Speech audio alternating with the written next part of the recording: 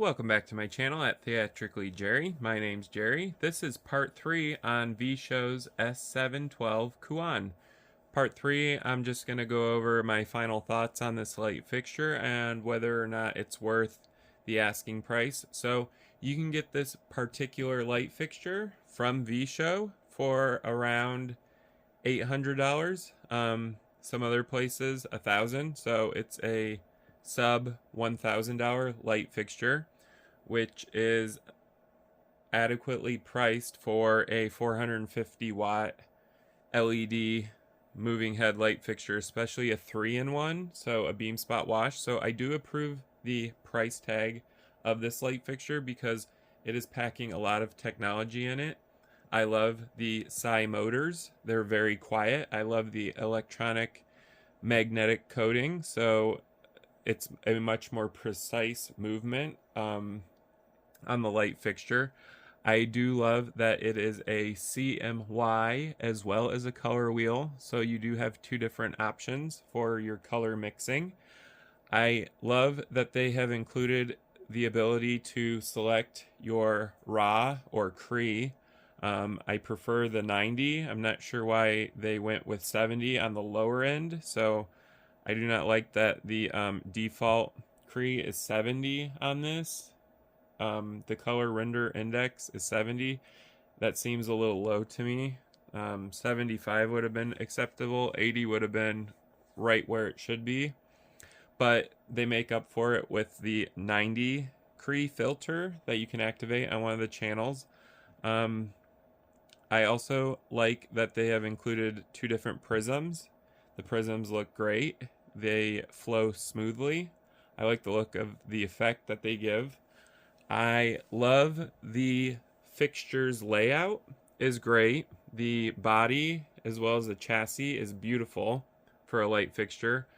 I love V Show's custom in-house programming of their light fixtures as well as component selection. The quality control on these is great for a light fixture. And I also love their packaging. If you haven't already, you can check out my unboxing video on this light fixture. They package it very well. This front optics is very clean. I love when the glass arrives and it's clean and it's not dirty from fingerprints. This is a rather large optic, so it looks gorgeous on this light fixture. And the transmittance of light through it is excellent.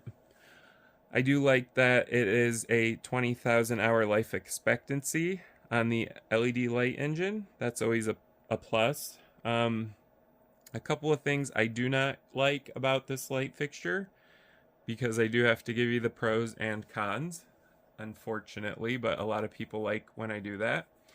Cons, I do not like the buttons here. So these buttons are iffy. Sometimes they work well and sometimes they don't, and they're kind of hard to navigate through the menu system here. I'm not sure why the right button is back and the left button is forwards. I feel like they got those mixed up. The feedback on them's weird because you don't actually feel like you're touching a button because you're touching glass. This entire front is glass, and the buttons are just images that are printed onto glass, and there's actually sensors behind it that pick up when you're touching the buttons. So I feel like that was unnecessary. They should have just gotten rid of the buttons, period, and just had a touchscreen LCD display, which is not included with this. So I don't care for the navigation of this. There were some spelling errors on the user interface, which they said they're going to issue updates on, so at least they listen to their customers, which is great. I do have a guy that I write from V Show. His name's V Show Jack. He's one of the managers for V Show. He's very responsive. You can get a hold of him on WhatsApp and he will answer any questions or problems you have. So I did point out that there were a couple spelling mistakes on here.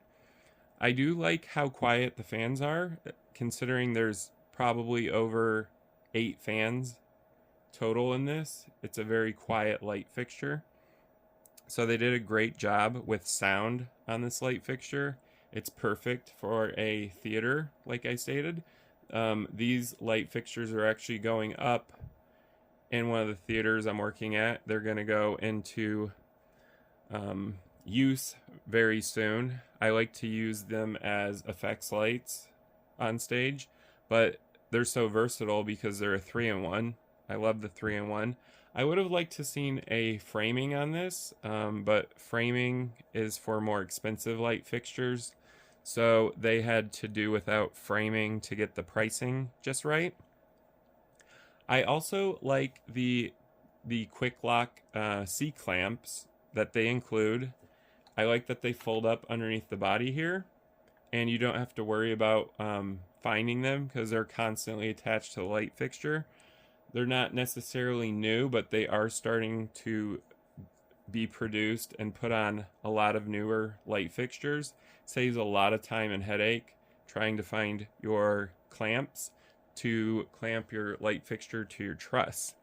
So I do like that as well. The 16-bit linear dimming is superior on this. I'm not sure how they achieve that because it's really hard to dim LED lights, but they have achieved it, and they give you several options for dimming curves.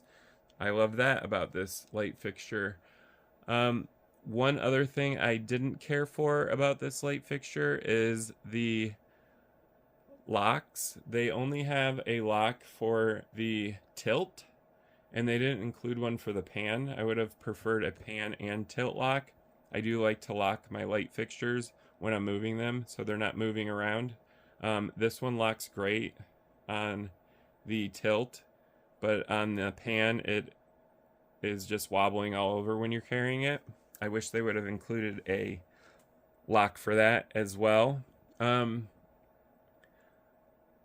There's nothing else that I can see on this light fixture that is a con to me. The fixture is built very well. I like the PA6 nylon that they use. It's nicer looking than ABS molds, so they did a great job with that. The layout on the back was also great.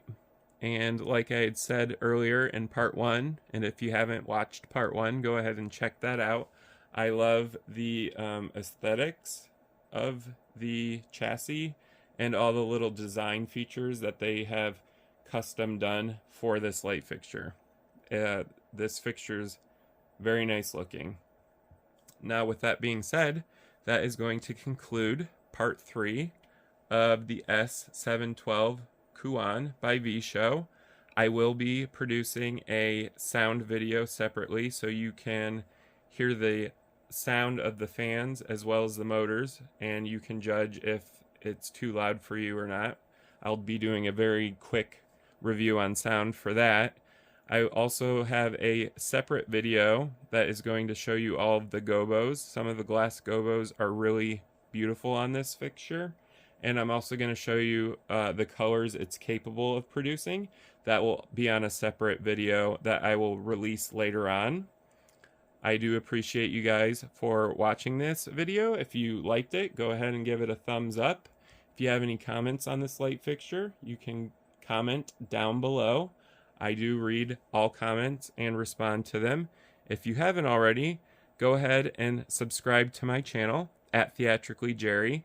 I review a lot of light fixtures such as this one and several others. I also review DJ equipment and atmospherics, effects. Anything that interests me and that interests you, I will be reviewing. So go ahead and subscribe to my channel. Thank you guys for watching.